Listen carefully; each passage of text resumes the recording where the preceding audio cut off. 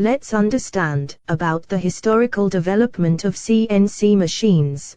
Earlier only, conventional machines like center lathe machine, vertical milling machine, and horizontal milling machine. These machines were used for machining. But conventional machines are time-consuming. Conventional machines need skilled operators to perform machining operations.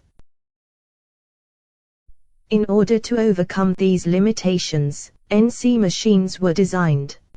These computers were then used to control operations of machines.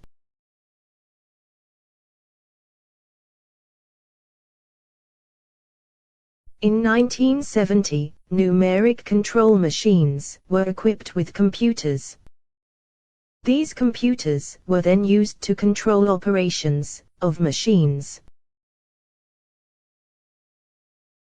Therefore, the name given to these machines is computerized numerical control machines, or CNC machines.